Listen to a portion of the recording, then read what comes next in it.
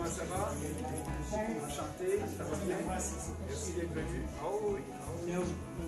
Bonjour, comment ça va? Hello. What's your name? And in July? Okay, I remember that. Maxime, nice to meet you. Okay. I must be honest, I did that, but now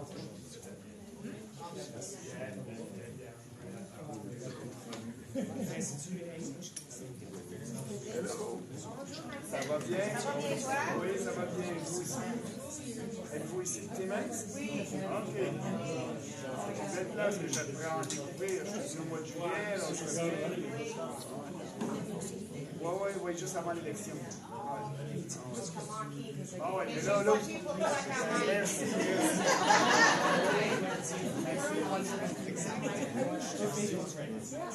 Hello.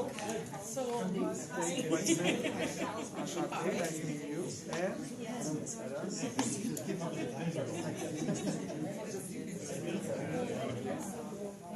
Do I have to do that in English or French or both? There's a lot of francophones. I'll start a bit in French after that.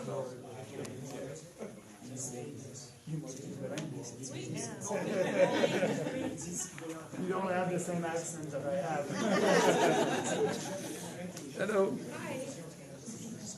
What's your name? It's Julie. I'm Oh, okay. Nice to meet you. Thank you. Yeah. So, yeah, French.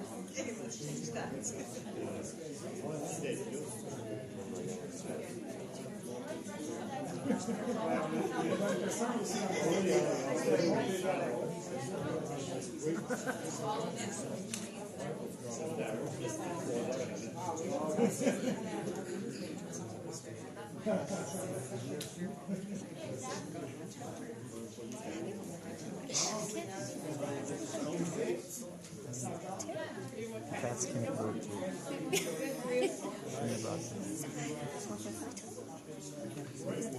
Yeah, well, you're working on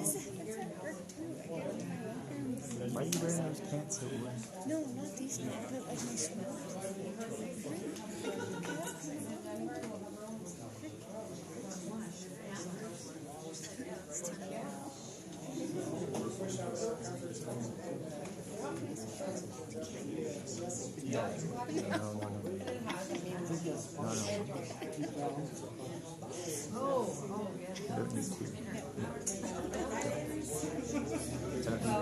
I don't need to Google AI bot detecting those words and getting like audio tags linking it.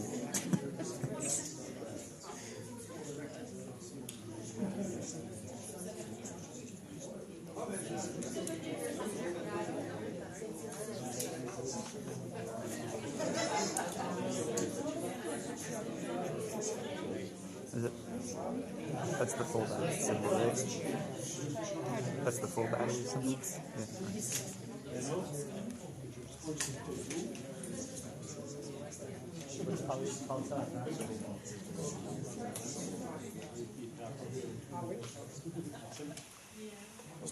Yeah.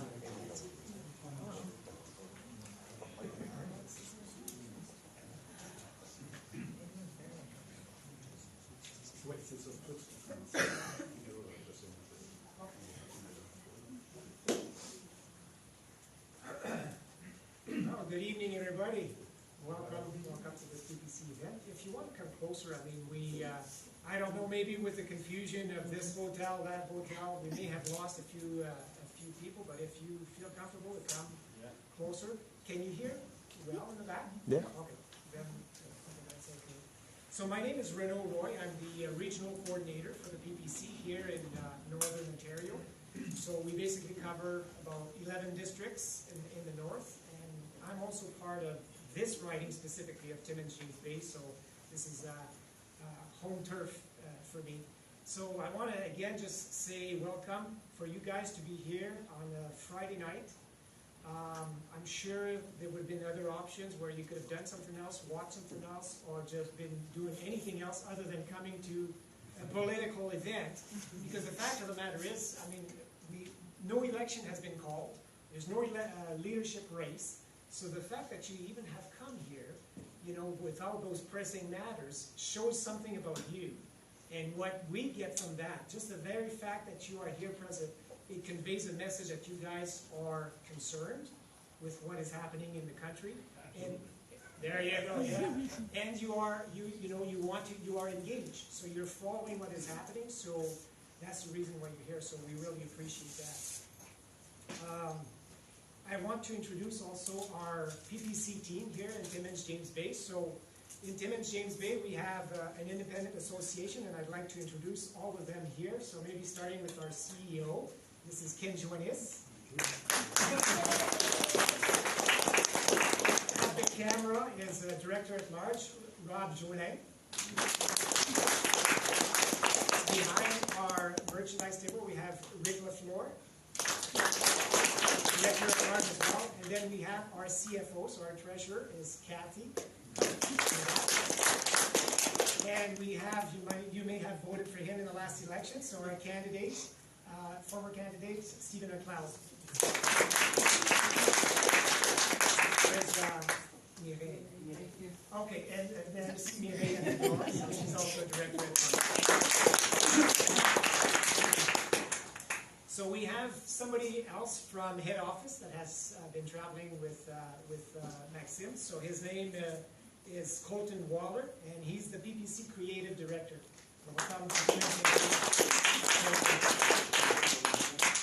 So just to let you know, tonight, any sales of the merchandise that you see there, and we encourage you, it's really some nice stuff. Nicer than this one, actually. The cover is more accurate. But any sales that are made from the sale of those merchandise will go directly into the coffers of this specific association. So we can already start building up our funds for the future election, the next campaign. You can also buy memberships here tonight. I believe you can see Kathy in the back. So Kathy will handle any memberships if you're interested in buying memberships. Also, that money goes specifically into our riding. And also donations made here. You can also see Kathy for that because she's our chief financial officer. She's got all those things down pat. Just to let you know that up to $400, when you give to a political party like that, you can actually get 75% back through your income tax. So if you gave up, for example, up to $400, well, this year's income tax, when you would file that in, you would get $300 back. So, pardon me. Is that equally 75% for $400 for the riding association and also for the party? Yes, if you give to the party, you get the same kind of.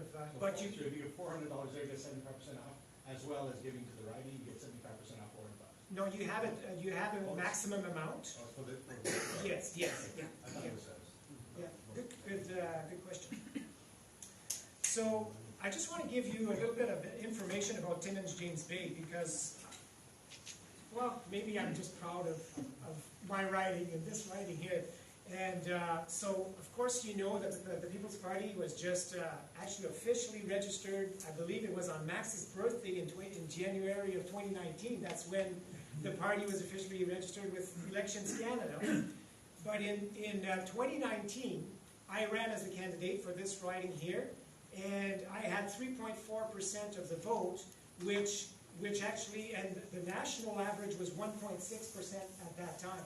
So Timmins James Bay ended up among the top 10 PPC ridings all across Canada. So we're among the top 10. Woo! And Thank you, but that says something, you know, it's not because I'm, you know, a prominent person. I'm from Miracle Falls. I'm from even, you know, a rural, from a farm in Miracle Falls. So I don't have a name recognition, but it was the party that drew people's attention to vote for PPC. But in last year's election, when Steve ran, we jumped from 3.4% to 13.1% of the vote here in And also, like I told you, in 2019, we were among the top 10. In 2021, we were among the top 5.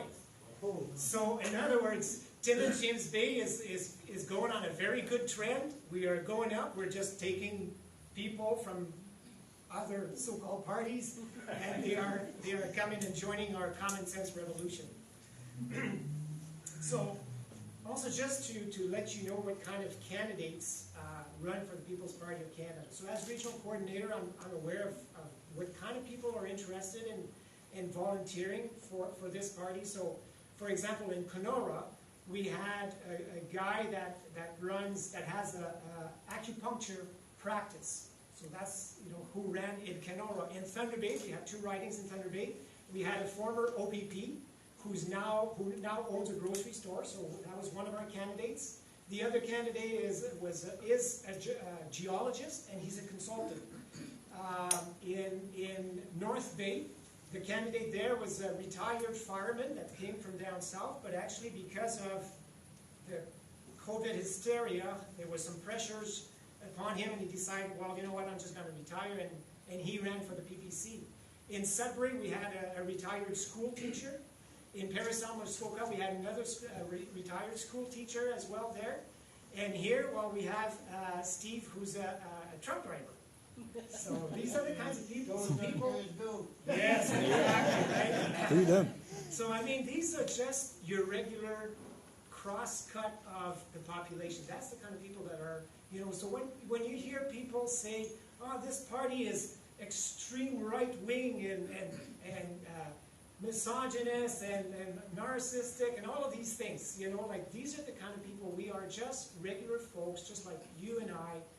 When I ran as well, I was just, you know, I was working for Ontario Housing, so all kinds of different backgrounds. As far as our support, just to inform you on this, in 2019, most of our support came from the Conservative Party.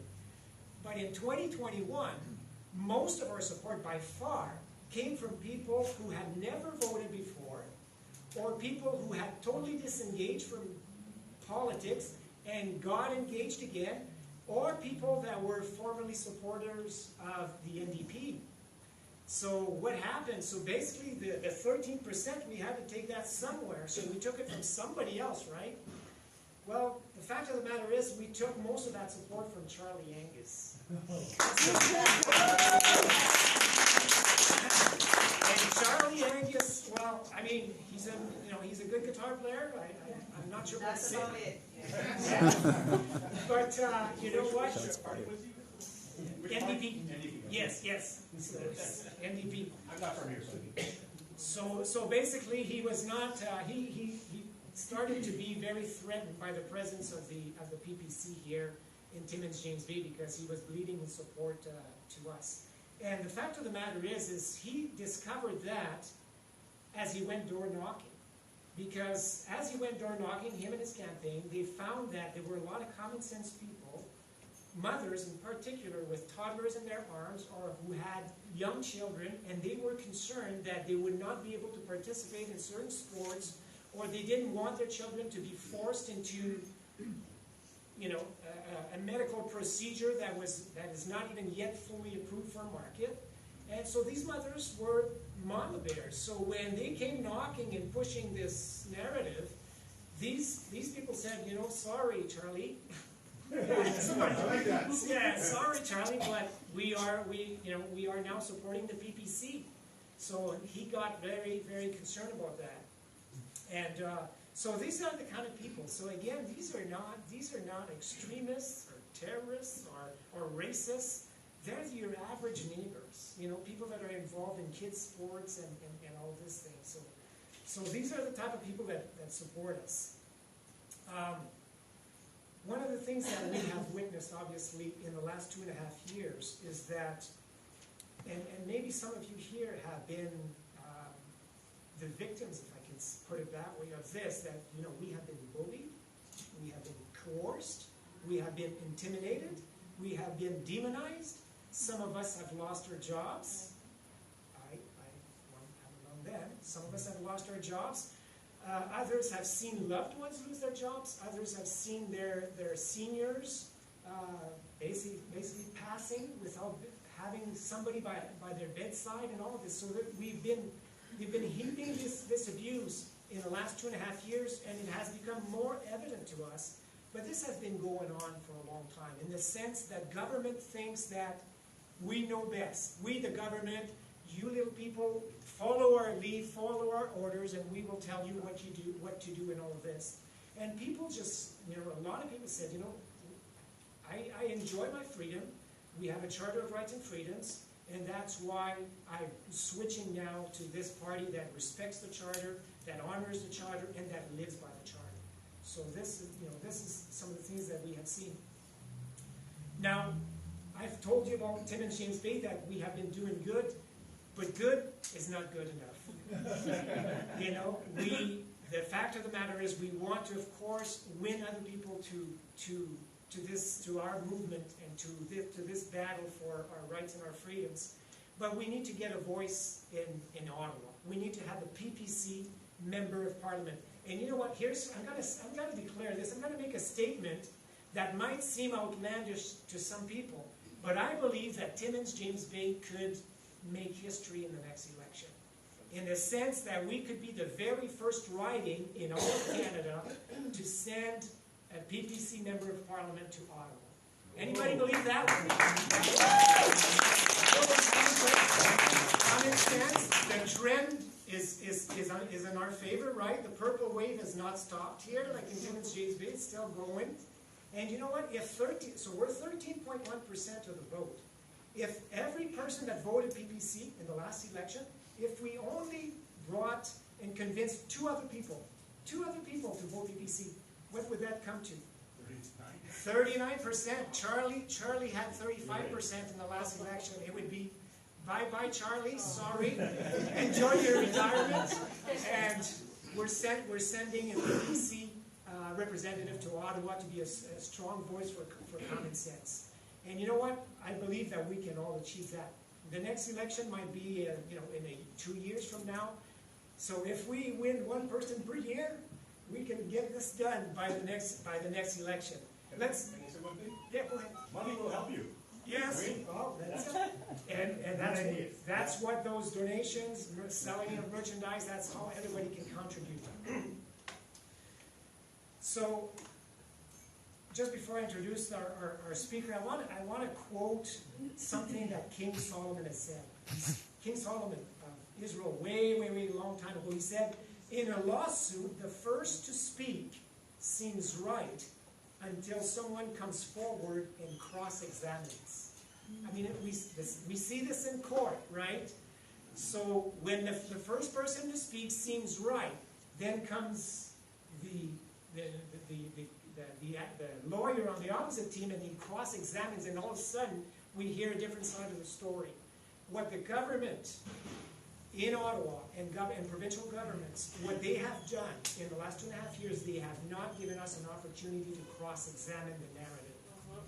They have censored us, they have canceled us, they have said we didn't follow the science and all of this, and we are saying enough is enough of this.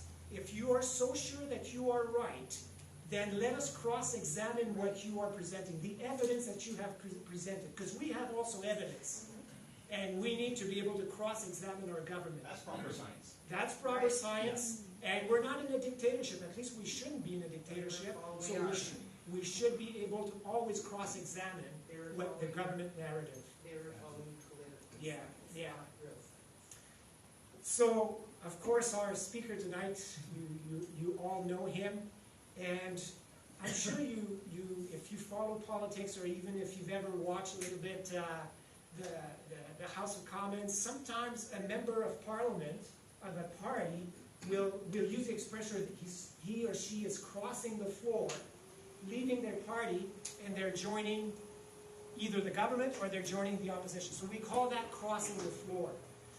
In 2019, Maxime Bernier not only crossed the floor to join another political party, but he actually crossed the line and left the establishment parties, all of those establishment parties, and says, I want to have nothing to do with you guys. You guys are intellectually and morally corrupt. I can no longer put up with that nonsense. And I'm going to cross the floor and I'm going to join the people. And that's how the People's Party has been born. And so without further ado, I want to introduce our special guest tonight.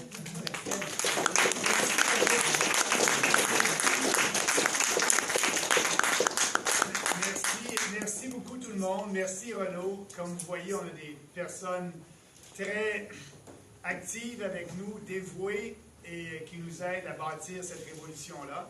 Je vais continuer mon discours en anglais. Je sais que la plupart de vous êtes bilingues.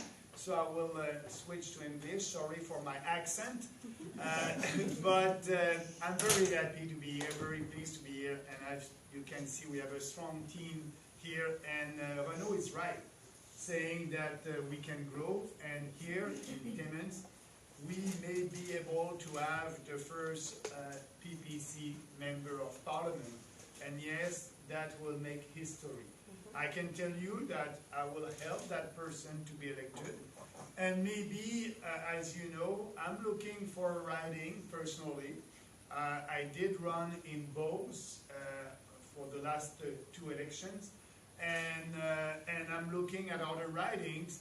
And, you know, there's good ridings for me, yes, maybe both, but also in southern Manitoba, but in northern Ontario, and specifically here in Timmins. So that's why I'm here. I was in northern Ontario last weekend. I will come back, and that would be a very important decision for me, because the riding that I will choose, that will be the riding when I will put a lot of energy to be sure to do my best and hope being elected. So it can be in both, it can be here, or it can be in southern Alberta. I will have to decide next year, and I'll do that. But also I want to tell you, like Renaud said, it's a common sense revolution that we are doing. So if I don't win, and if we don't have a candidate elected next time, that won't be the end of the PPC. That's our goal, is to grow our support. Yes, 1.6, 5%, and maybe at the next election we can have between 5% and 10%. And when you do a revolution, you don't do that in the first year. Actually, Rome was not built in one day. So we need to be active, and we need to speak about what we believe. And that's why we created the PPC.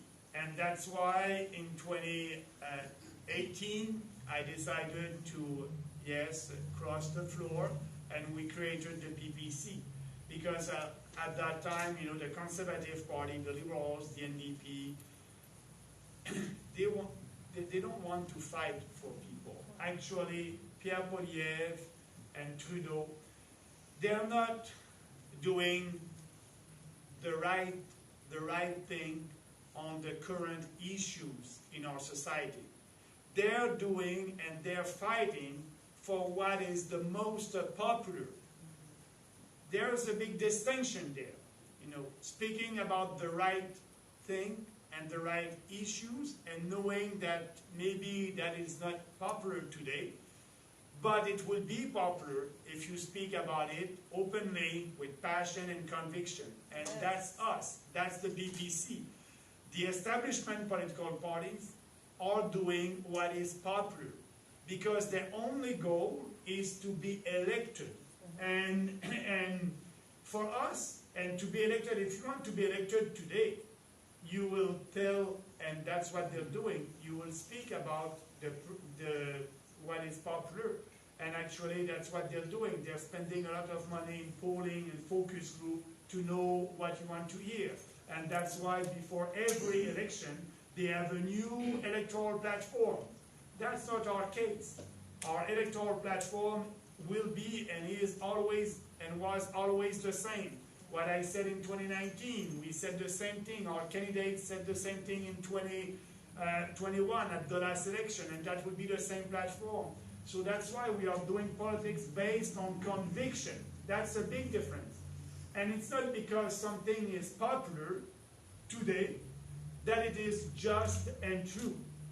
And, you know, your ideas and our ideas that are maybe not popular today, they will become popular because we know that what we are speaking about, our ideas, our principles, individual freedom, personal responsibility, respect and fairness, that will become popular. We are on the right side of history because it's common sense. It's everything that we are doing is based on common sense. And that's why I like to say, and that's the reality, that our party is a smart, populist party with common sense ideas, common sense policies. Okay, why I'm saying a smart, populist party? Why smart? Smart because our goal is to appeal to your intelligence. We are not appealing to your emotions. That's what the establishment political parties are doing. The NDP, the Conservatives, the Liberals, they want to appeal to your emotion. The best example of that is the last 2 years with the COVID hysteria. They use fear to change your behavior. They use your emotions to have your support. They want you to vote for them, and they try to convince you and to play with your emotions like they did with COVID-19. And they were able to scare the population. And at that time, the population was asking for security because of that fear, and propaganda. And so they wanted to have security, and the majority of Canadians were okay with lockdowns, stay-at-home orders, curfew, and all these draconian measures. They had the majority on their side. And at that time, when we did that fight, all the freedom fighters across the country, we were, yes, a minority. When I did my first rally in Montreal for fighting for freedom of choice, if we were 500 people there at that time in March 2020, that was the maximum. But we were able to do rallies all across the country, in small towns and in big cities, and we were able to grow our support. And we had the Freedom Convoy and all these truckers, and they were able to do what they did because all of you, before the Freedom Convoy, that were out there, you know, in the cold, and speaking and doing some protests and speaking to your friends and your family about the situation. And we were able to change the climate of opinion. We were able to have more people on our side. And today, and before today, at the end of the Freedom Convoy, we had the majority on our side. Fear and propaganda was not efficient anymore, and that's why you had a politician like Pierre Poilievre, that is an opportunist politician, a careerist also. You know, he didn't have a real boss. He was elected at 25 years old, and now he's 42 years old, never had a real boss, and he's a professional politician and an opportunist. He's doing politics like all these other establishment politicians by looking at poll and focus group. So it was popular at that time. It was not risky at that time to speak for freedom and for the Freedom Convoy because we did all the work. So that's the PPC. You know, it may be not popular today to say that the climate is always changing and it will always change and there's no climate emergency. That is maybe not so popular, but it will become popular because the common sense will prevail. Yes. And we will win that battle. So that's the way that we are doing politics. So it's why I'm telling you, if I don't win my riding after the next election, It's okay because we will grow. We will grow step by step. To grow, and Renaud gave us a nice example about your riding. You know, if every voters that voted for the PPC here in Timmins find 2 more supporters, the next, and yes, you have 2 years to do that. It's not a big task. No? we'll be able to win. And on the national level, what I'm saying, we had 840,000 votes at the last election. If each one of these voters, each one of them, and they may have 2 or 3 years also, if they can find 10 more supporters, we'll be at 8 million votes and we'll be at 20%. We can grow and we will grow, but we need your support. We need you to stand up and speak out about your values, and don't be afraid to engage a discussion, because what is the point? What is the goal? To have the best ideas if we don't speak about it, and if we keep these ideas for ourselves, we won't be able to win that battle. That's an ideological battle that we must do. That's a common sense revolution that we must do together. So that's why we count on you. That's why I'm traveling across the country, meeting our people, speaking to you. But what you must do on your side is to know the platform, to be able to engage in a discussion. And if you go on our website, peoplespartyofcanada.ca, you can read our platform. That would be the same one at the next election. And it's very, you know, it's a common sense. And I'll tell you an anecdote about that. I have a sister, Brigitte. She's a little bit older than me. She's 60 years old. And she called me 2 weeks ago. And she said, Maxime, I went on your website, People's Party of Canada, and I've read your platform. It took me only 15 minutes. And I just want to let you know that I agree about everything in your platform. I said, Brigitte, I'm a little bit disappointed. Did you vote for me in 2019? She said yes. Did you vote for me in 2021? She said yes. And you didn't know our platform? You voted for me because I'm your brother? You know, you must vote for me because of these ideas. And I'm very upset that it took you 4 years to read our platform. And actually you gave me money also. I understand that you trusted me, but I'm very happy that you took some time. And yes, it took her only 15 minutes to read our platform. And you must do that. You have all the subjects and you click on it. Every idea, it's about 2 pages, sometimes 1. It's easy. And you know the platform. And you'll be able to start a conversation with another person and asking that person, do you know the People's Party? Usually that person may say, no, I don't know. Or if they know us, they're like, oh yeah, that's the party that is a little bit bizarre with that leader that was, you know, against everything and blah, blah, blah. Because of the mainstream media. They don't want us. They don't want to cover us. And that's why we need to do that fight in person. And that's why I'm traveling across the country. Because we're not paying them either. Yeah, I don't, you know. We had more vote than the Green Party at 5%. The Green Party had 2% after 35 years. And us, after 4 years, we had 5%. But we don't have the same coverage nationally than the Green Party. So that's why I count on you.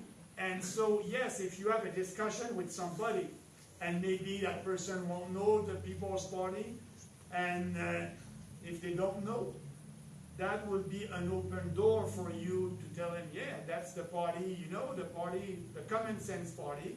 And if they're telling you, oh, no, I think, you know, oh, maybe Bernier is racist because we have a policy on immigration for sustainable immigration, and we are saying no to open borders, and we believe that it's a privilege to be Canadian, and everybody must be able to come here, but following our rules and our immigration system that is based on our Canadian values, And all these other political parties are for mass immigration, always more and more and more and more. But we believe that this country has been built by immigrants, but we had some rules and we must follow these rules. At that time, you know, if you didn't speak English or French, you were not able to come to our country. Why did we ask them to be able to speak English and French? Because we wanted them to be successful in our country. We wanted these immigrants to be able to integrate into our country, to participate in our society. If you don't speak English and French, it would be very hard for you to be part of our society. That's why we were asking them to know at least one of our official language. So now it's not the case anymore.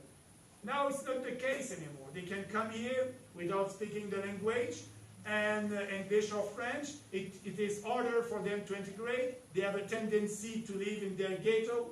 So we need to change that. We want to welcome people, and we want to be sure that, like we did in the past, we had an interview with the new immigrant in the past. And we need to have that interview and asking that person, he or she believes in our values, that, you know, in Canada, men and women are equal, and we believe in equality before the law. So we need to have a discussion. We don't have that anymore. So that's our part on immigration. We are the only party that is saying yes to sustainable immigration, fewer immigrants, but the majority of them must be skilled immigrants, that that person will be able to come here because that person will have a job, and it would be easier for them to integrate our society. But that person will have a job because an entrepreneur here in Canada was not able to find a Canadian for that job.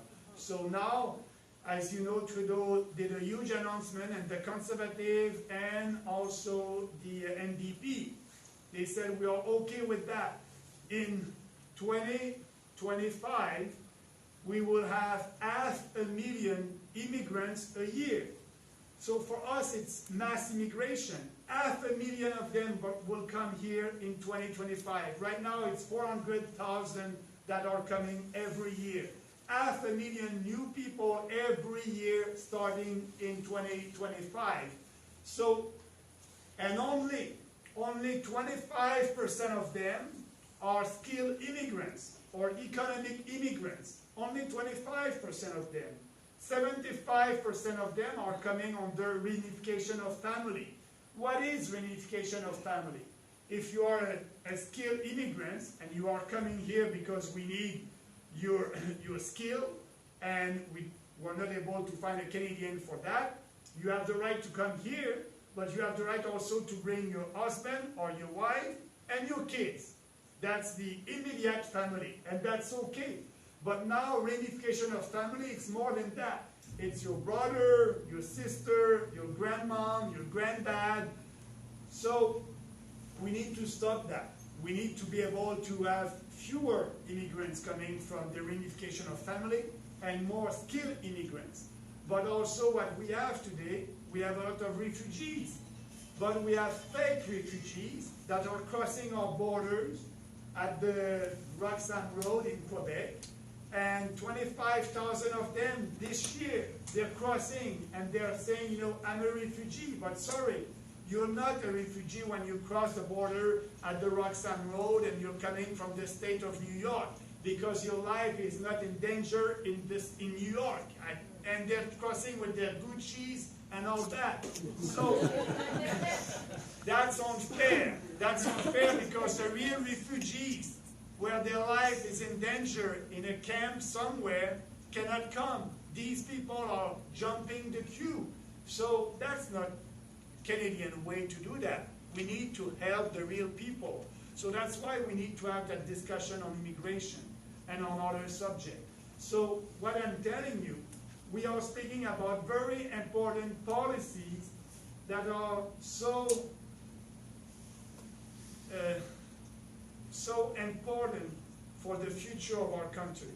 We need to have these debates, but these establishment politicians don't want to have debates on immigration, debate on climate change, And that's why we are offering an alternative. It's another way to do politics. And that's a real alternative for Canadians. So they have the choice. They can vote for any of these establishment political parties, or they can vote for the common sense party that won't change. And that's why we believe in people at the PPC. We don't believe that the big fat government knows everything and they must tell you what to do or tell you what not to do like they did during the COVID hysteria. We believe in people, we have faith in people, we have faith that you have the ability, the dignity, and the right to make your own decisions and determine your own destiny. That's why our 4 principles are individual freedom. You must be free. You must be sovereign. You must be able to do what you want to do and plan your future. That's the PPC. Individual freedom, personal responsibility. When you're free, you must be responsible of your actions, the good ones and the bad ones. So, fairness and respect. So all our political platform is based on these 4 principles. And that's why we are doing politics based on conviction, our ideas. And that's what I like to say about conviction. We can win with our conviction, and we will win. What I don't know is when, but I can tell you that we will win. And the best example of all that is Margaret Thatcher in UK. She was elected in 1979, and at that time in UK, socialism was everywhere. And she fought for her ideas and freedom, personal responsibility, and she was able to win. And after politics, she did an interview. That was maybe 3 years after a political career, and she was interviewed by a journalist, and you can see that interview on YouTube if you YouTube Margaret Thatcher, and 2 words, consensus versus conviction. And the journalist asked her a question. What is the thing that you didn't like in politics? She said, and she was very quick, she said, what I didn't like was the word consensus, because I was doing politics based on conviction. And when they want you to do a consensus and have a consensus with your opponents, what you're doing, you are doing compromise with your ideas. And I don't want to do that, because I believe that I have the best ideas and I want to fight for these ideas. And I never did any compromise or consensus, because when you're doing that, when you're doing a consensus, you are giving to the left and giving to the left and giving to the left. And that's why we are in a socialist era right now in Canada, because we had a conservative party that was not conservative and is not conservative. They're only conservative in name. And that's why I said when I left them, I said this party is the Conservative Party of Canada, is morally and intellectually corrupt, because they don't fight for conservative ideas, because they're not popular right now. So what they're doing, they're giving more credibility to the leftists, because they have a leftist narrative. So yes, maybe Poilievre was elected and he spoke like a conservative during the conservative leadership, but he will go to the left like O'Toole, and when the time will come, his only goal will be to be Prime Minister. And like I said, he won't fight for what is right, he will fight for what is popular. But you can count on us. We will always fight for what is just and true, and we'll do it, and we know. So if we have a couple of candidates elected at the next time, we can be sure that the Conservative will be conservative and stay in the right direction. We can be like the NDP of the right. The NDP right now is pushing the Liberals to the left. That's why we have a socialist government right now. And we will do the same thing. If Poilievre is elected with a minority, we will do the same thing. We will push him to the right direction. We will keep him honest. And so we have a role to play. And that's why I'm saying, you don't split the vote. If you're a conservative and you vote for us, for the PPC, you're not splitting the vote because we are your insurance policy that Poilievre will be a conservative. We will be your insurance policy to be sure that Poilievre will stay in the right direction.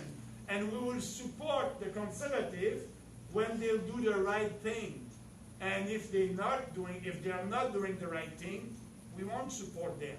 So and when they're saying, if you're a vote for the PPC, you split the vote, they take for granted that all our supporters are coming from the Conservative Party of Canada. That's not right. Renaud told you that.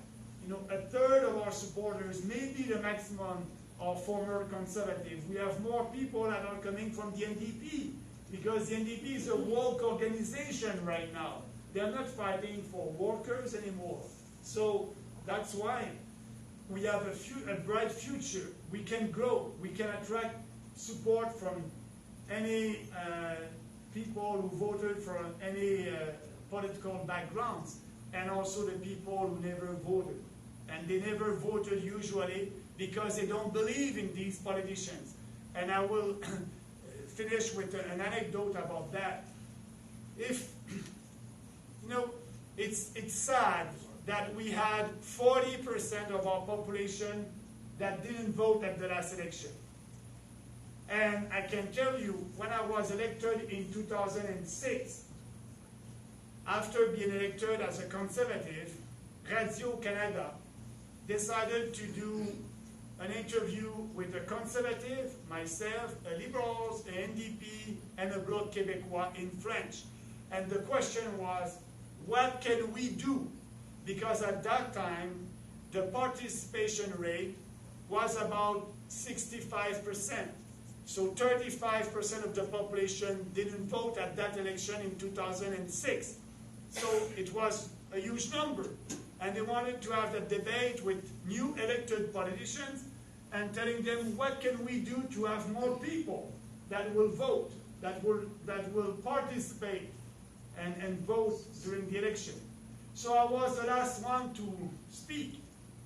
And the Liberals, the NDP, the Conservatives, they said, we must have more program in the school, education, we must do more advertising and telling them that it's important to vote. We must be out there and promote that and blah, blah, blah.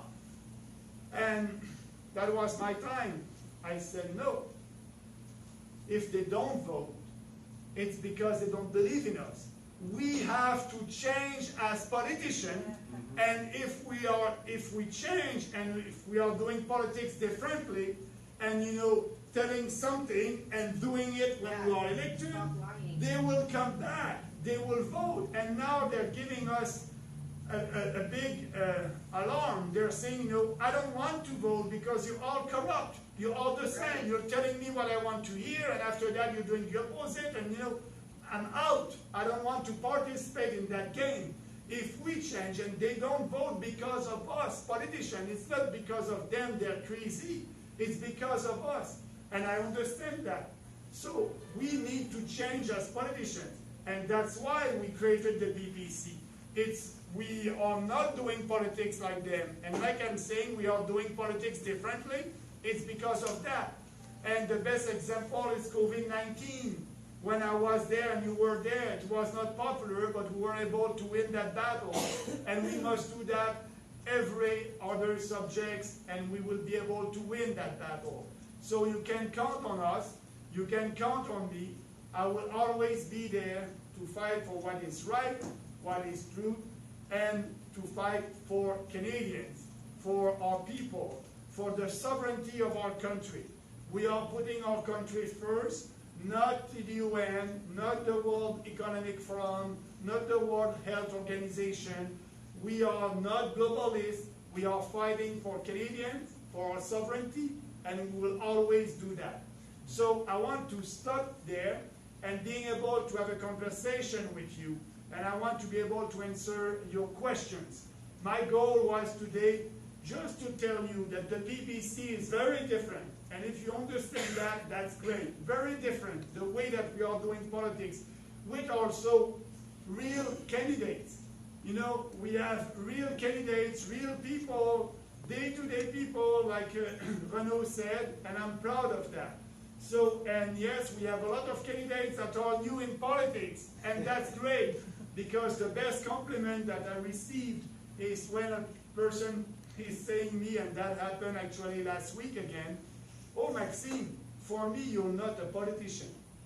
You're a common sense guy." And I like that. Yes, it's a compliment. Yes, you know, we are not doing politics like the other one because we are answering questions. We have an idea, we have a vision for this country, a smaller government in Ottawa that will respect our rights, our Charter of Rights, our freedoms, respect provincial autonomy, provincial jurisdiction. We have a vision, the federal government that will be smaller and will give you more of your own freedom, and when you do that, you have more prosperity. So that's the PPC. If you understand that tonight, I'll be very happy. And don't forget, you can go on our website and read our platform and know more. And if you have questions, because I will answer some questions, but if you have questions and you didn't have time to ask me that question, you can write to us at info@peoplespartyofcanada.ca. It may take 3 days before answering your questions, but we will do it. We have a small team in Ottawa, and our goal is to promote our ideas. And that was my goal today, to promote my ideas, the ideas of the People's Party, your ideas, what we are doing. And that's why I want to have that discussion with you, because I want you to be able to have the answer that you're looking for. So thank you very much for taking your time. Let's start the conversation.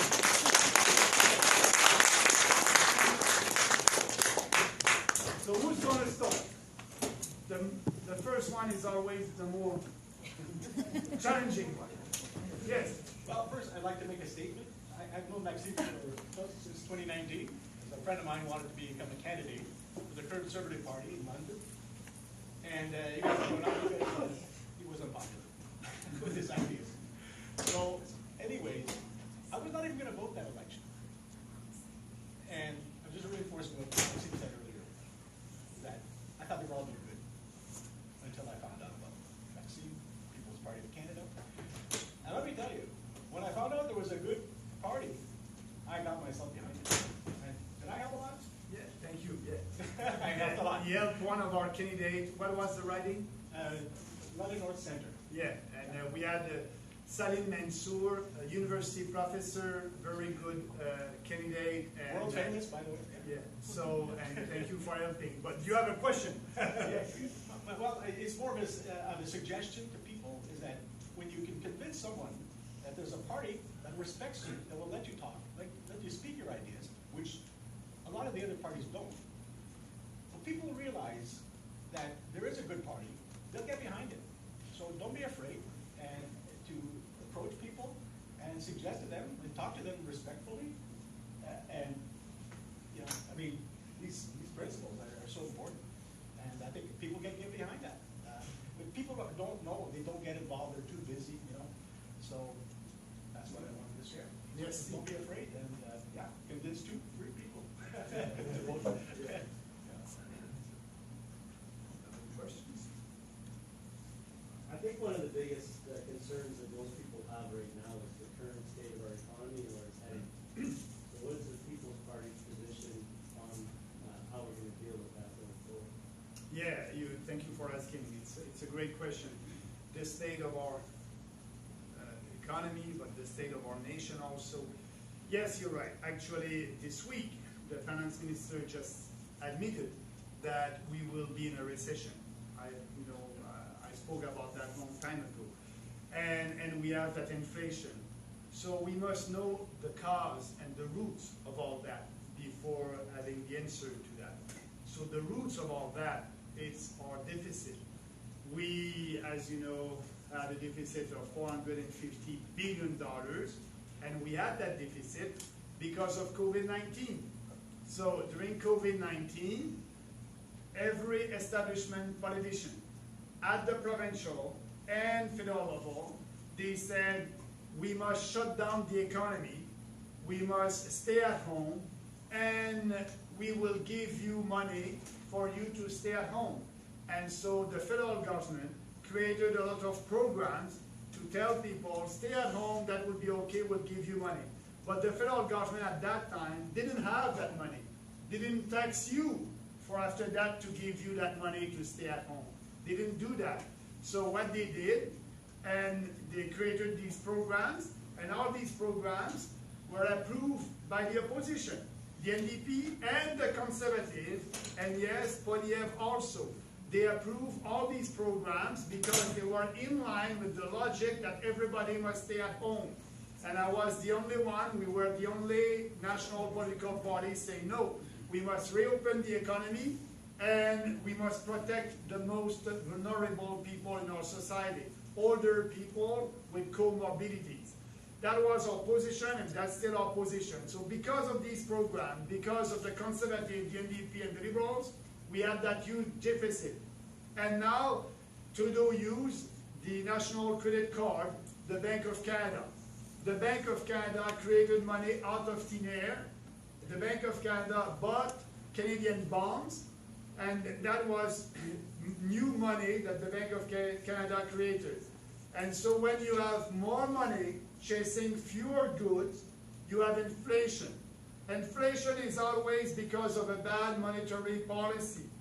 And so that is what happened at that time. They created money, and now we have that inflation. Now we are paying for these huge deficits. Because, you know, people told me at that time, our kids and grandkids will pay for that deficit. No, we are paying right now with the inflation. Inflation is a tax, and we are paying that inflation, and yes, our kids will pay, but we are paying right now. So, but you may tell me, Maxime, there's inflation in Canada, there's inflation in UK, actually in UK it's about 12%. There's inflation in the US, it's about 8%. Here in Canada, 6.9%. So it's not because of the Bank of Canada that there's inflation here and everywhere. Yes, it is because of in all these countries, these leaders decided to do the same thing. They said to their population, stay at home, we'll give you money. But they didn't have money, so their central bank created that money, like here in Canada. So that's why you have inflation everywhere. You must say, you know, Maxime, the price of the gas is going up because of the Putin and, you know, what is happening in Europe. So if you listen to the Bank of Canada, the governor of the Bank of Canada, it's not because of him that we have inflation. It's because of Russia, it's because of you, it's because of, you know, but it's not because of the Bank of Canada. But yes, the Bank of Canada has an inflation target of 2%, and they like inflation. For us, 20% inflation is bad. We are losing our purchasing power, and everybody is poor. 10% inflation is bad. 6.9% inflation is bad. And 2% inflation is also bad. So, if you look the last 10 years, the Bank of Canada, since 2012, they have their 2% inflation every year, but since 2012, they created 25% inflation in the last 10 years. So your dollar that you had in your pocket the 1st of January 2012, the value of that dollar right now in your pocket, it's 80 cents. So we are poor. Yes, we have that inflation because of our central bank and the bad monetary policy. That's why we have inflation. But yes, maybe the price of a good can go up. But when you have, for example, the same quantity of money in circulation, and you don't create money out of thin air, and you have the same quantity of money, if a price of a good is going up, like gas, you will spend more money to buy your gas. You will have less money for other goods. So if a price of a good is going up, and you have the same quantity of money, the price of other goods will go down. You won't have general inflation. You will have inflation in the price of one good, but you won't have general inflation like what we have right now, because the price of one good would go up, and if that happened, the price of another good will have to go down. So you won't have general inflation. So that's the situation right now. So inflation is always because of bad monetary policy. So Polyev is speaking about just inflation, but we can add also Pierre inflation. Yeah, because he voted for this program and for us to stay at home, so it created that deficit, and it's because of that deficit that we have inflation, and it's because of Polyev, the NDP, and the Liberals. What we must do, it's simple. We need to balance the budget as soon as possible. Like that, the Bank of Canada won't have to print money to buy our bonds, so we need to balance the budget. And to do that, we need to cut our spending. And we can do it by cutting foreign aid. We can save $5 billion there. Cutting CBC, we can save $1.2 billion. Yeah. Cutting the UN. You know, the UN is a dysfunctional organization, a socialist organization. So we are giving $1.2 billion every year to the UN. We can save a lot of money there. So we need to stop also corporate welfare. I believe a small business here, you know, they won't receive $1 million subsidies like GM or SNC-Lavalin. It's unfair. We must stop that. So we are able to balance the budget. We must do that. But Polyev, what he's saying right now, he said we must freeze the budget.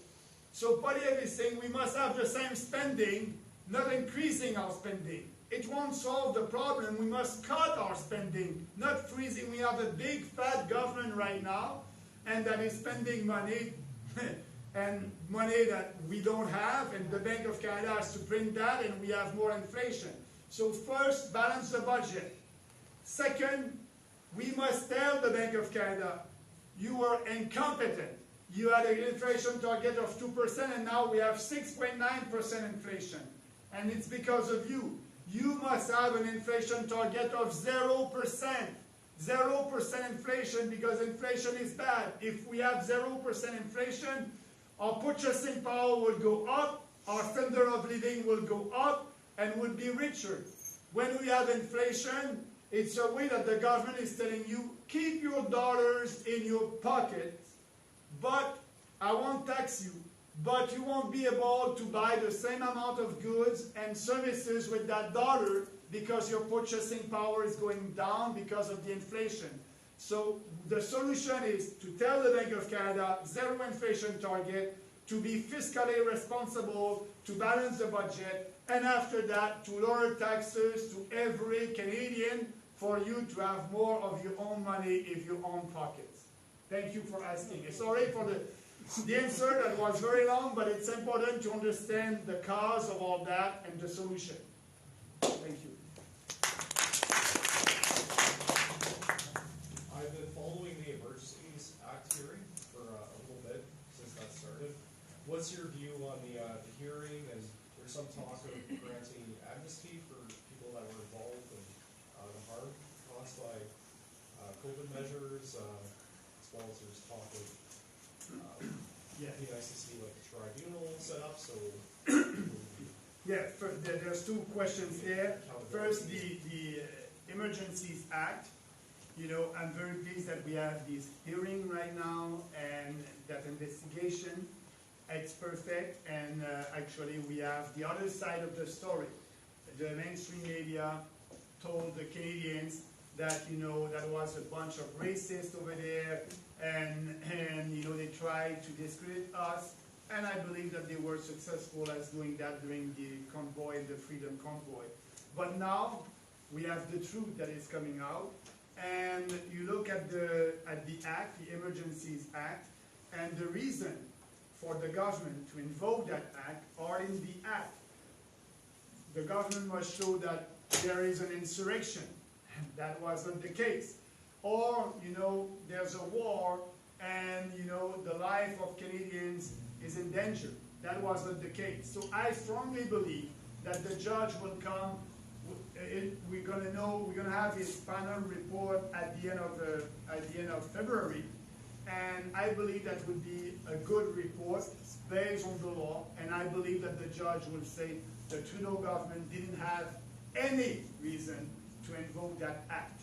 So that would be good. But the other point of your question is responsibility. When you're doing something as an individual, you are responsible of your action, like I said before. Now, this government, about COVID-19, they said we need to have an amnesty. We need to forget it. We need to turn the page and move on. Move on. There's nothing to see here. Move on and turn the page. No.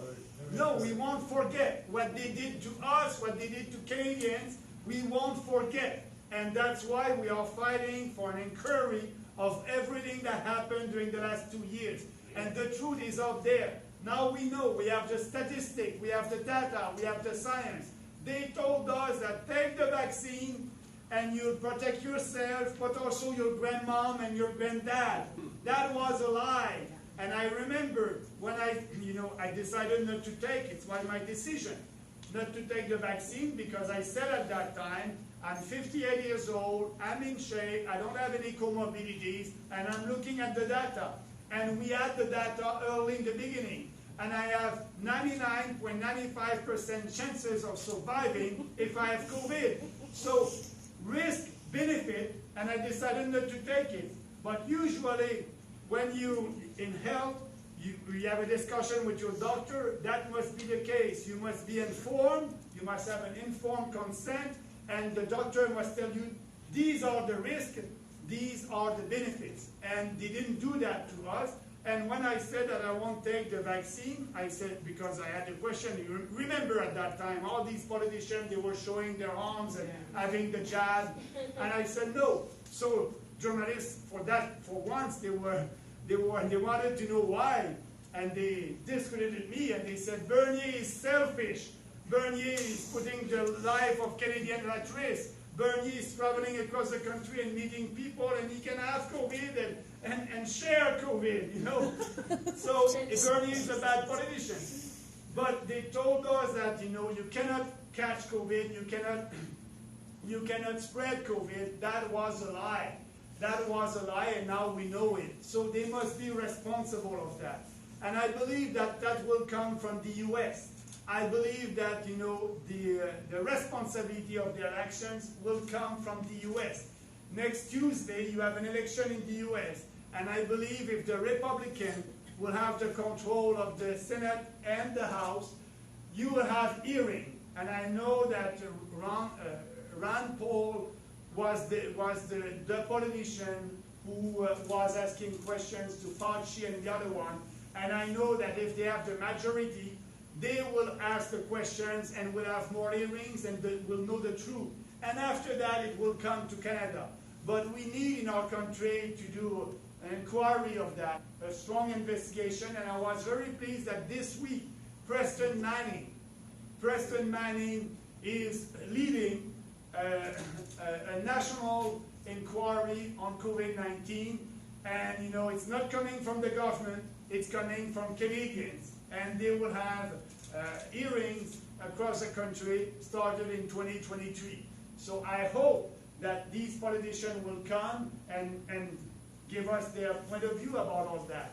But that was based on lies, and propaganda, fear, and that's why people must be responsible. And answering your question, I'm saying no, no, and no. We won't turn the page. We won't move on. We want to have that discussion and knowing why they did that to us and to our kids and to our family. Yeah. So there was a housing crisis, and the Liberals seem to be trying to buy votes to bring in more people, which is going to make the housing crisis even worse. How do we fix something like that? You're absolutely right. Absolutely right. The Liberals now, with the 500,000 immigrants, and they started mass immigration in 2019. And so, and we know immigrants have a tendency to vote for the Liberals. So more of them would be at their benefit. So we understand that. And yes, because we have more people that are coming here, and we must understand that 40% of our immigrants, 40% of them are going to Toronto and Vancouver. And what's happening? Prices of houses is going up. You have more people, and the prices is going up. So, and what is happening also? People in Toronto and in Vancouver, they have a good price for their home. They are selling their home, and they're going in another city, and they're pushing prices up also in other cities. So the way to solve that, it's mathematical. You must stop mass immigration, and like that, that will solve the problem. But Polyev won't speak about that. Polyev is saying we must tell cities to change their bylaws and, you know, to have more big high-risers. Thank you very much. No, you know, you are voting at the municipal level. That's a municipal jurisdiction, and the decision must stay there. You don't want the federal government to interfere. Right. But Polyev wants the federal government to interfere and to tell to your mayor or to your representative what to do. He is not respecting the Constitution. We will. That's not the solution. The solution is immigration, and we are the only party that is promoting that, and that will stop that challenge that we have with prices for home. Yes? Back to the public inquiry. It may shed some light on some real truth, just like the ethics commissioner shed some light on some real truth in the SNC Lavalin thing, but nothing came of it.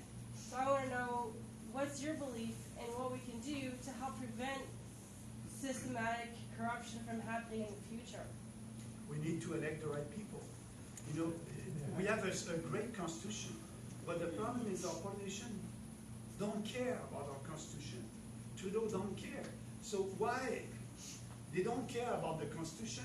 They care about the majority. And so like in COVID-19, they scare the population, they use fear and propaganda, and they spend a lot of money and that, you know, you had, how many COVID ads did you hear the last 2 years on TV, on radio, everywhere? They use that, so they have the majority, and they say, oh, I have the majority on my side, so forget the Constitution. We need to elect the right people, and we'll change the law. You're right, absolutely. The ethics commissioner said, Trudeau, you didn't respect your code of ethics, and what is?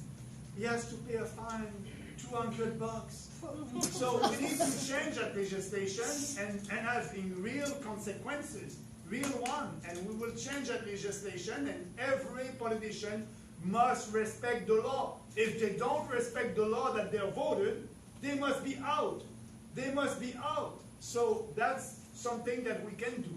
But it will start by having the right people who believe in our constitution, in our country, and will do what is right for the country.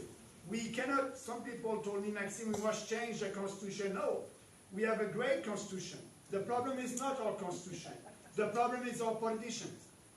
We don't need more laws, we just need to start enforcing the ones we have. That's it. That's it. So, this week, there's a crack house behind my business, and a contractor was working on a building that's adjacent, because it kept breaking into storage area, so he decided, I'm gonna tear that down, redo my roof, build a big fence, and we had discussions. Anyways, he got all his tools stolen overnight. They tried to break in my place. He found out it is in the house, like his tools. He thought his tools were there. They found, so the cops went. There was $50,000 worth of tools and firearms. And it was, I believe someone told me it was a 42-year-old lady. Anyways, like there's in and out traffic and all kinds of stuff going on there. Anyways, out the same day. So I keep my doors locked. My customers have to call, they have to knock to come in. But now I'm getting nervous. You know, there's no enforcement of any laws. But break a little COVID rule, or try to preach and give my, you know, food to homeless, and you go to jail. Yeah, I went to jail because of I know, because your mom.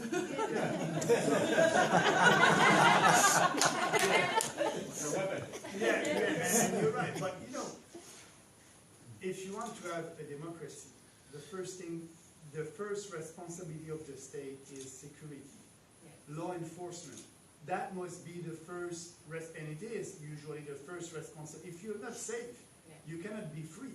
You need to have safety, and they're not tough on crime. They're not. So that's why I would like you to come to Timmins, because they also decided that we're one of the 10 cities for like immigration boosts, whatever, for all these students and immigrants. Yeah. I don't think our population really asked for that, and now we're supposed to get these injection sites. Yeah. With this enabling, these are people. Some of them have mothers, kids. They need help. They need to be locked up and dried out. We don't have the facilities. We got to build them. And it's a cost, absolutely. But we need to feel safe. They're dragging us all down. Our human rights are being totally disregarded for their human rights. Because that's what they'll use, right? Yeah, yeah.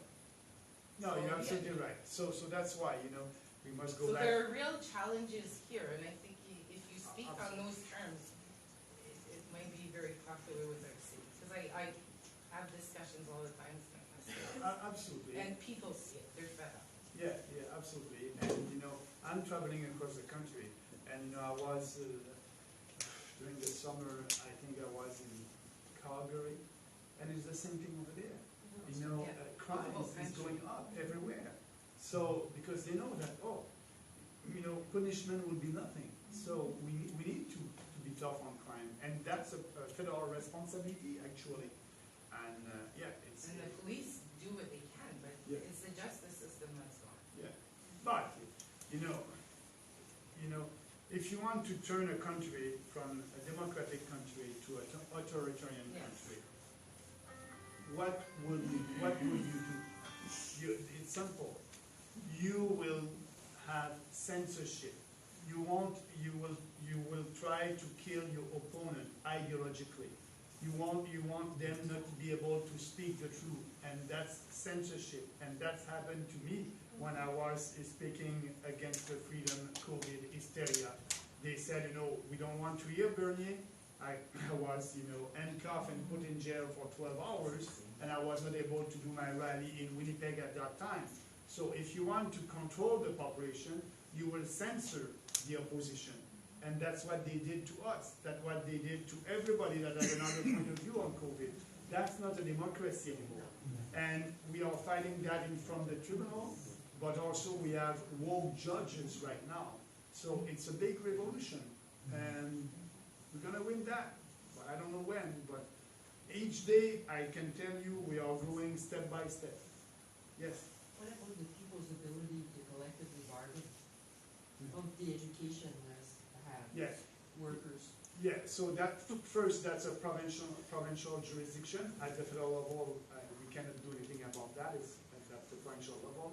The other thing is the non-standing clause is in the Constitution. So the provincial government has the right to use it. It is in the Constitution. So I don't know all the details about that conflict, but I believe that you must have a right to negotiate. Actually, the Quebec government used that clause also against the teacher. What happened? That government wasn't elected at the next election. So, but it's at his risk. So Ford is, what he's doing right now, he may pay at the next election. It's a big risk for him. But I believe that he did polling and focus group, and he thinks that he will be able to convince the majority that it's okay. But for me, you need to have that discussion. I cannot blame him of using that. It is in our Constitution. You can say, you won't respect the freedom of negotiation. You won't respect that, and that's in line. That's in line with the Constitution. That's sad that we have a clause like that in our Constitution. But, to change a Constitution, it would be impossible. We need 8 provinces representing 50% of the population. So we need to respect the Constitution. But for me, I believe in freedom of choice, and that's not something that, as a government at the federal level, that we would use. So we have a skilled trade shortage, and it seems like the solution, instead of training Canadians that have spent their whole life paying taxes, is to bring in more people who are already trained and stealing our jobs, which is the first part. Second part is, how do we help? How do you hand out flyers? How do you get the name out to help get more people voting for the PPC? What can we do on an individual level What you can do to get more votes? Yeah, tonight you can go on the website, read the platform, and knowing a little bit more about different policies. If you're interested in immigration, go and read our platform on immigration. It's 2 pages. And after that, don't hesitate. When you have, a party with friends, speak about the PPC. And just, hey, I've met Bernie over there, and it's good what he's saying. It's common sense, and just do that. Speak about our party and don't be afraid to raise that. About immigration, you're right. When we have more people that are coming here, and it's hurting Canadians because businesses are telling the government that they cannot find a Canadian for that job. But maybe they will be able to find a Canadian for that job if they raise the salary. If they raise the salary, now they have cheap labor. That's why. Exactly. So for the workers, when you have more people that are coming at a low salary, the solution for that, the solution for the lack of manpower is not immigration. Because all these people, if it were the solution, and we have mass immigration since 2019, why we still have that problem of a lack of manpower? So they won't train us. When we have all these people that are coming, and only 25% of them are skilled immigrants, 75% are coming here and are not working in the beginning, so we have to pay for them, but also they are consuming goods and services. We have to produce more. So and Statistics Canada said in a study last week that immigration is not the solution for a lack of manpower in our country. It's not because we have more and more people that will be more prosperous. There are small countries that are very prosperous and they have a small population. It's not the number of people. It's the money that you have per capita, the salary. So what we must do, if you want to solve the problem of manpower, it will start by technological, by the productivity, increasing our productivity with new technology. That's the solution. And second, raise the salary. Maybe you have more people that will come and at your doors for a job. If they're not coming, it's maybe the salary is too low. A lot of the stuff that's a mining community, and a lot of these companies aren't even Canadian. They're giving everything away. We need Canadians running these places. Yeah, but they're liberal votes. No, yeah, but Trudeau, like I tweeted this week, like I said, they tend to vote liberals, the immigrants. And more of them, but you can tell me, Maxime, yeah, but they won't be able to vote at the next election. Yes and no, because it takes 5 years for a new immigrant, the day that person is coming to our country. After 5 years, that person will be a citizen, and that person will have the right to vote. So in 2019, when we had about 350,000 a year, and 2020, 400,000 a year, these people that came in 2019 and 2020, they will be able to vote in 2025 and will have an election. So yes, Trudeau is doing that. That will help the Liberal Party. And all these arguments about it's because of the lack of manpower, that's not true. The solution is the productivity. And these people will have to, like I said, they will have to consume, will have to produce more. So that's not a solution. And sometimes they're saying, it's because of the aging of the population. But again, Statistics Canada did a research about that, and they said, they are not so young, the people that are coming here, and that's not a solution for the aging of the population. They said that in a study, because they're older people, and so they're not so young, and that's a fact. So what they're using to convince us about mass immigration, all these arguments are not. We can argue and we can destroy them by facts, and so that's what we are doing. So maybe I'll take. Go ahead. I'd just like to add something to your question. How can we promote the advancement of the PPC? I would recommend that you contact and connect with your local association. Oh, yeah. Because they're gonna, they're gonna help, because we need boots on the ground. And the more people are connected with the local association, the more you'll have effective communication of what needs to be done, different jobs, and more hands make the work lighter. And so that will be. We can't do this. We can't do this without you guys. Like, this is not about Max. This is not about me. We need to convert. This is about you guys, and we need your help, right? And you can become a member also. Like, it's $35 for 5 years.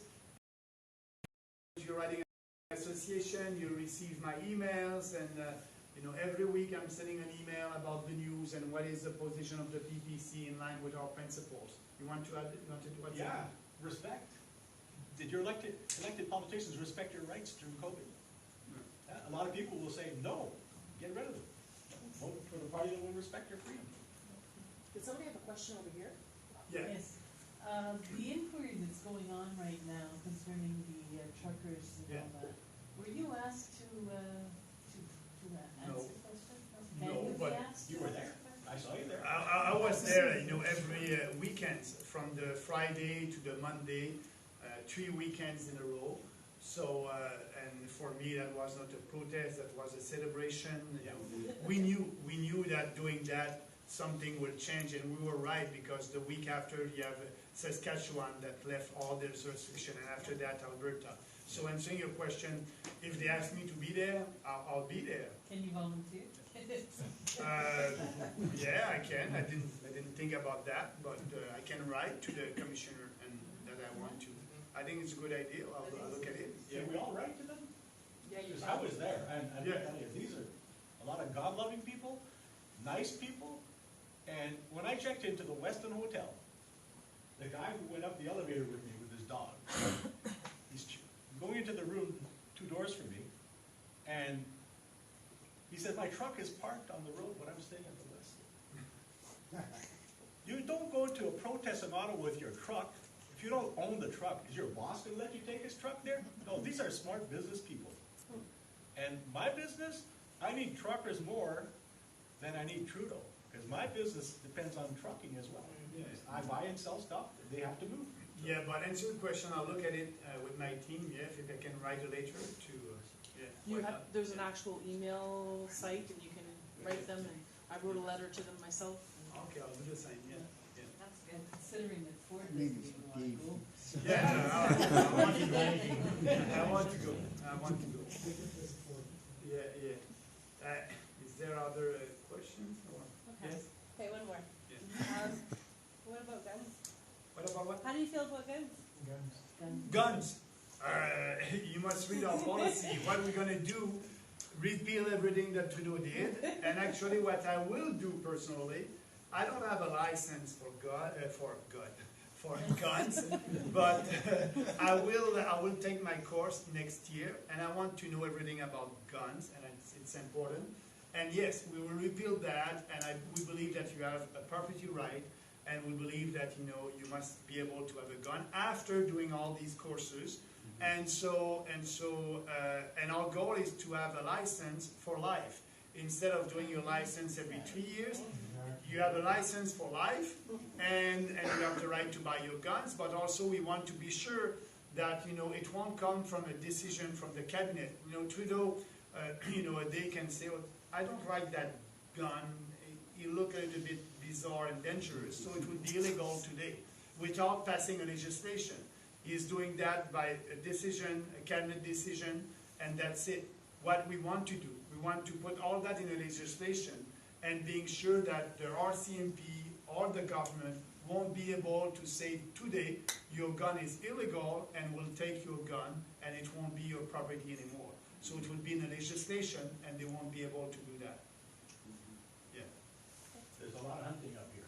Yeah, I know. In Beauce also. My brother-in-law actually killed a moose 3 weeks ago. And so I believe I will have some meat a little bit. Get someone to feed you some partridge. I haven't had it yet, but I hear the partridge up here is very delicious. It's like chicken. So yeah, we actually, again on gun, read our policy. We are the only one. We're not afraid to speak about gun.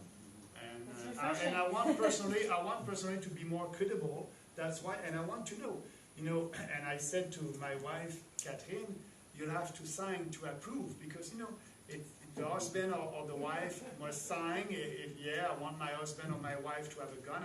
I told her, I'll do everything, but I will need your help. She said, okay, I will sign your paper when the time will come. So, yes, and you have an investigation by the rtmp also. It's very serious. So, yeah. I want to just add something for you guys. We have the reputation, what I find happens a lot when I'm having conversations about the People's Party is, we have that reputation of, yeah, well, you guys are only about freedom. And, the COVID thing is kind of done, and it's moving on, and it's changing, and so it's not so important anymore. But the reality is that our platform covers every major issue. We're not just about COVID-19. We're about the whole spectrum of issues in Canada. So it's imperative that you read the platform, that you understand where we stand. I'm ready to bet anybody in this room, if you haven't read it and you read it, you're not going to find something you disagree with in it. That's my first bet. And my second bet is you're going to be much more armed to have a conversation with people that are sitting there saying, the PPC, they had their chance, COVID happened, and freedom, they're only the Freedom Party, and there's nothing else to them. You'll be able to counter that argument with an educated argument and explain to them that no, we're bigger than that, we're more than that. Max Bernier has been around in politics for 19 years, if I'm not mistaken. I was elected the first time in 2006, so 18 years. So 2006, but before that, at 43 years old. So I'm not like Polyev. I work in the private sector, in the financial sector, VP of an insurance corporation in Montreal, and so for 19 years in Montreal. And after that, I was elected in 2006, and now I'm 59. I like what I'm doing, and we will fight. But yes, about your point, I have a lady came to me in Vancouver, and she said, Maxime, I've read your platform, and I cannot understand. I agree with everything that you wrote. I don't understand why. I told her why.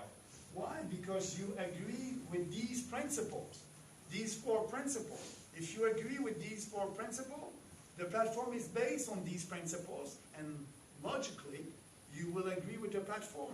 So that's why, and that's why, it's all, based on conviction and our principle. You like our principles, you will like the platform. The other point there. And with your understanding of the platform, you'll be armed to be able to discharge the argument that that's all we are. We're not just that. Been around for 18 years, he understands every major issue. He knows that government doesn't run only on one issue. There's many issues at stake, and we represent them all. So please do us a favor, learn it, spread it. Popular or not, that's why I said in 2018, when we created the party, I said something like, that's the end of political correctness. Because traditional politicians, it's all about political correctness and what is popular today. And they don't want to try to change the opinion. They don't want to do that because they want to have a support right now, and that may take time, and they don't have time. They want to be elected right now. So that's why, we're not politically correct, and we're not doing things based on popularity. And we're, maybe I'm crazy a little bit thinking that people will read the platform and be on our side, but they will. And, that's why we trust the people, Canadians. Political correctness got us to where we are now. That's it. Yeah. Has it gotten better or worse in your lifetime? Yeah, can you believe, I tweeted, that was last week, I tweeted one sentence. There's only 2 sexes. but there's a good news and bad news. The good news is I had 65,000 likes. That's great. Yeah. The bad news is, if you read the comments below the tweet, 50% of them are saying no. There's 52 or 49 or things like that. So it's based on science, on common sense, on facts. And so we are still having people that with that woke ideology that is everywhere, now that they're believing in that, and that's our fight. That's why I said it's a cultural war. Wokeism is everywhere. Big business, corporations, schools, school boards, politics, journalism. You know, it's sad. I never thought that being a politician, saying something like that, there's only two sexes, that sentence would have been controversial. No, it is controversial today. So I have something to add to that. It's ironic. I was talking to a Canadian Chinese supplier I deal with a lot, and we were talking about this, how he's so fed up with COVID and all that. And so, well, whatever happens when this is all said and done, you know, I hope all the countries, including China, is kind of more free. And he started laughing. I said, "What's so funny?" He says, "China, in a lot of ways, is a lot freer than we are." He says, "They don't have 57 genders. They think we're nuts." I said, "Well, I think we're nuts too." On that, I give him thumbs up. So, thank you. The last one, the real last one. Yeah. Well, what do you think of the idea in these athletic competitions, if you have more than two genders, they should have specific competitions for those extra genders? And the thing is, really, As if we were having this discussion, right? I think that's the end of women's lib. You're stealing their sex now. Oh, no. Like Trudeau said that he's a feminist, but he's not, by promoting that ideology that, you can be a man and you can compete against a woman in sport, and they're saying it's okay. He's a feminist when he wants to box. Well, I respect your time. I just want to say about that, though, if federal healthcare, if that's a federal issue, I think that would fall under your purview when we talk about children's rights, and at what age do they have the right to make their own medical decisions? Oh yeah, absolutely. Right? Like, is that something that would fall under federal jurisdiction? But it can be under the criminal code. Promoting euthanasia like they're doing for young kids, promoting transition like that, it must be the criminal code. It must be criminal to do that. They're trying to steal our and votes. like that, it would be under our jurisdiction. They're always attacking and trying to steal the votes, making the PPC to be the bad guys. How do we change the narrative on that? Oh, they're too soft. The world is soft. Yeah, we have to tell them the truth. We have to know the platform. We have to be out there. I'm not afraid. And we have to debate. I was shadow banned on Twitter for the last 18 months because of our position. They don't want us to debate because they know the truth is powerful. That's why they are censoring us and shadow ban us on social media. That's why I'm here today to speak to you. Because yes, it's good to be on social media, but I need to be in the real life, and I need you because I cannot count on social media. They did shadow ban me. Now I'm okay. I'm growing, but they may do that again next time. So that's why they are afraid of the truth. They don't want that. They don't want us to debate. That's why they didn't want me at the last election on the stage. I was on the stage against Trudeau and all these leaders at the first election, but they created a new rule at the next one. Oh, for a new party, you must have 4% of the vote. They didn't want me. We had 5%. I'll be there next time, and that would be fun. That would be a real debate.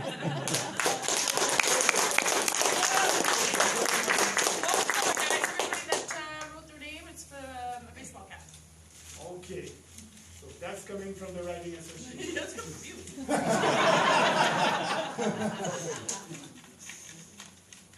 Okay, I don't have my glasses.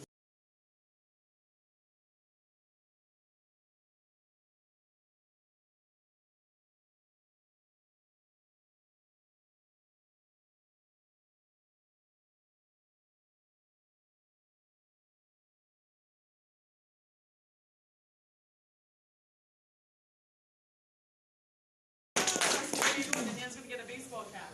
Thank you. So thank you, everybody. I'm staying with you. So if you want to have other questions or you want to take a photo with the team, or I'm not leaving right now. So thank you for your time. I said it would be until 9 o'clock, so we are on time. I want to respect your time, and I want to thank you for giving me some of your time to be here without doing an election campaign, and I'm not in a leadership contest, and you are here today, so I appreciate that. Have a nice evening and have a nice weekend. Bienvenue, bienvenue ici. Hein? Bienvenue ici.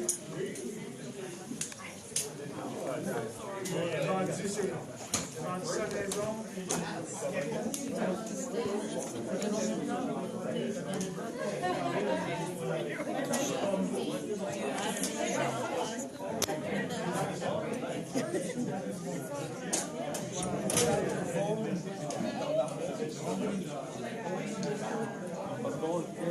Somebody's forgot their phone on the chair here. I think they're here somewhere.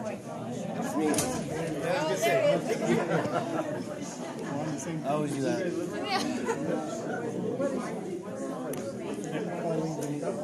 Yeah.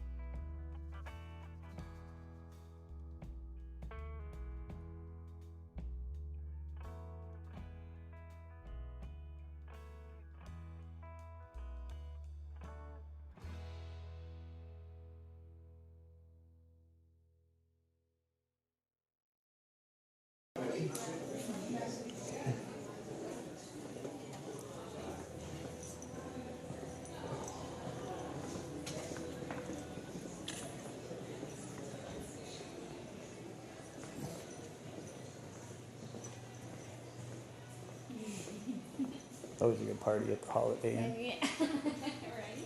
That was good.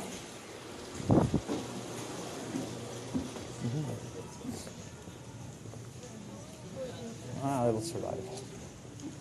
Okay, I'm gonna put the can back up. Pardon? I'll put the can back up.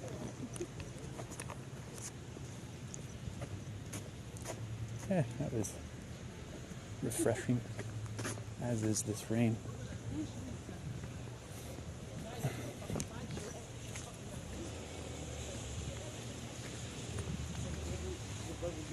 I'm regretting not trying the dual cam setup.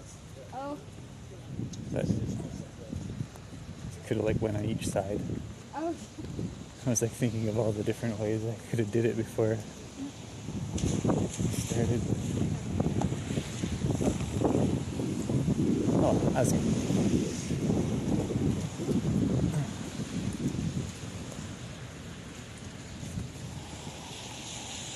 Seems like all the gear held up.